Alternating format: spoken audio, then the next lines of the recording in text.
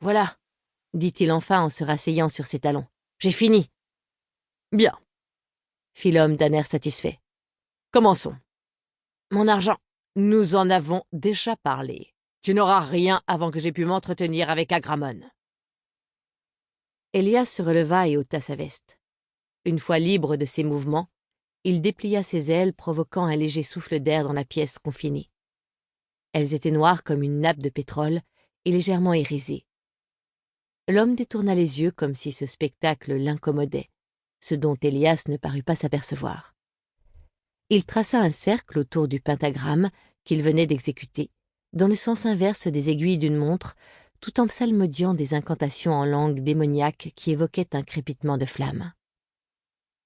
Avec un bruit de pneus crevés, les contours du dessin s'enflammèrent brusquement. Les baies vitrées reflétèrent une douzaine d'étoiles incandescentes à 5 branches. Aussitôt, une forme sombre et indistincte se profila à l'intérieur du pentagramme.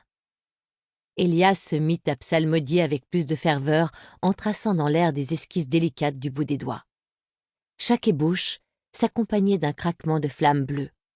Si l'homme ne maîtrisait pas couramment le chthonien, la langue des sorciers, il reconnut assez de mots pour comprendre la litanie d'Elias.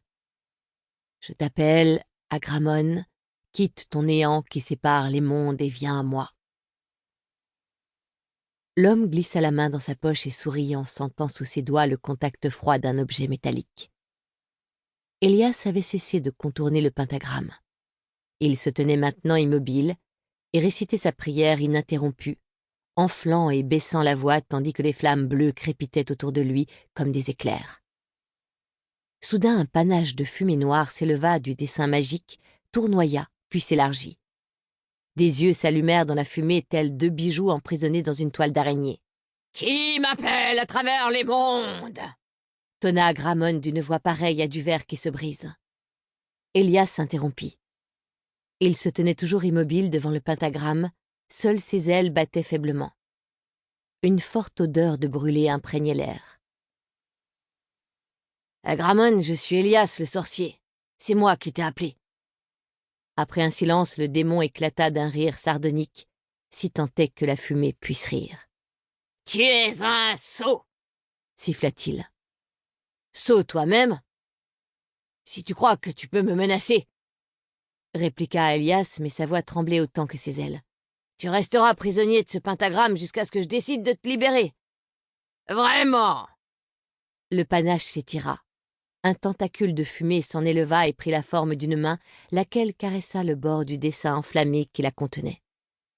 Puis la chose se déversa par-dessus l'étoile comme une vague crevant une digue. Les flammes vacillèrent et moururent. Elias recula avec un cri de frayeur et récita en hâte une formule de bannissement. Peine perdue. La masse de fumée noire, hideuse et gigantesque, s'avançait inexorablement. Ses yeux éclairés d'une lueur terrible s'arrondissaient tels des soucoupes. L'homme observait la scène, impassible. Elias tenta de s'enfuir, mais n'eut pas le temps d'atteindre la porte. Agramon se jeta sur le sorcier et le submergea comme un déluge de goudron brûlant.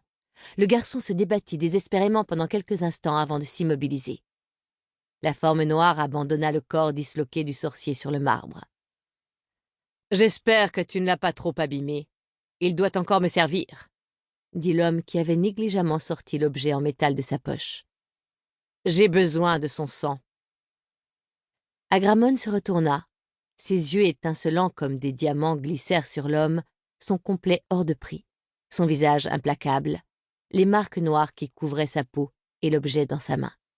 « Tu as payé l'enfant sorcier pour m'invoquer sans préciser de quoi j'étais capable ?» Tu as bien deviné. « C'est astucieux, » commenta Agramon l'air admiratif. L'homme fit un pas en direction du démon. « Oui, je suis quelqu'un de très astucieux. Désormais, je suis ton maître. Je détiens la coupe mortelle. Tu dois m'obéir ou assumer les conséquences de ton refus. » Le démon resta silencieux quelques instants. Puis, dans une parodie de soumission, s'agenouilla. « Je suis à ton service, Seigneur !» Il suspendit sa phrase. L'homme sourit. « Tu peux m'appeler Valentin. » Pour continuer à écouter ce livre audio gratuitement, cliquez sur le lien dans la description et vous pourrez l'écouter en entier sans frais grâce à l'essai de 30 jours d'Audible.